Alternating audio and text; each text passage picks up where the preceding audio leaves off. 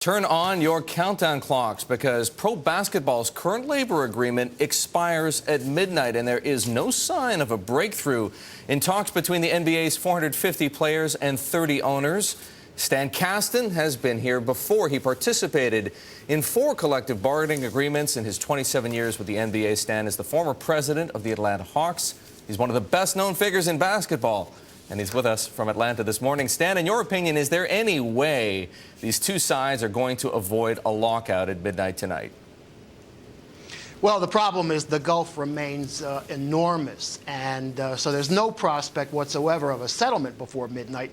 There is a slim chance that there could be some movement this afternoon in their final meeting before the deadline that gives one side or the other the reason to stay at the table beyond midnight, but business won't go back to normal for quite a while. They're going to certainly either be in a lockout or have a moratorium while they continue talking, but there's no prospect, no realistic prospect of a settlement before the deadline at midnight tonight. So this would make pro basketball the second league to be in a lockout situation. Of course, the NFL remains in a lockout, and while it does appear that they are getting closer to some kind of a settlement, Stan, we've heard about the mistrust and the acrimony between the NFL players and the NFL owners. How would you describe, how would you characterize the feelings between the two sides in the basketball talks?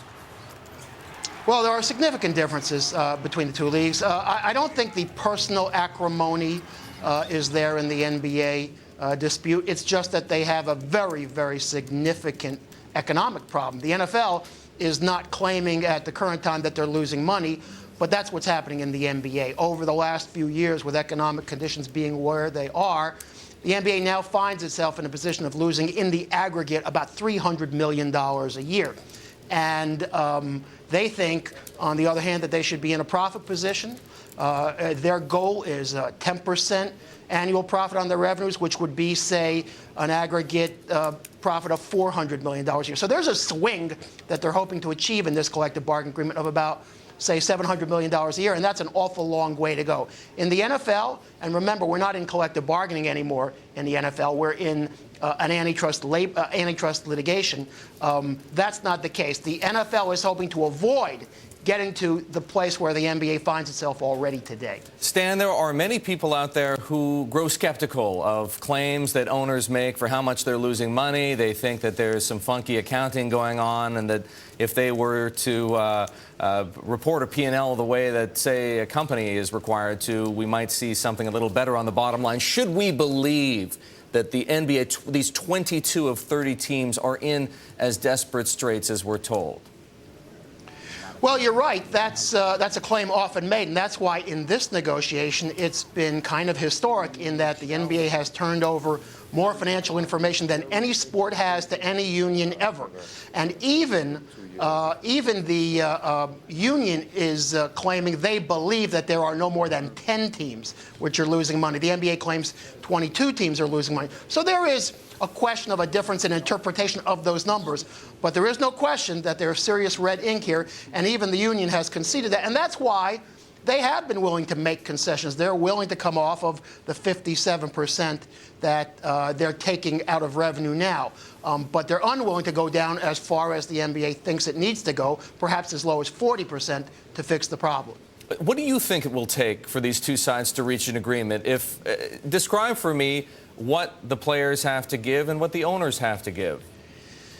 Well, remember, the lockout, which begins tonight, is an off-season lockout, and that means that there will be no player signings or things like that, no free agent signings. But we have a very long way to go before the season starts. And in fact, we don't need to make a deal till October to be assured of a full season.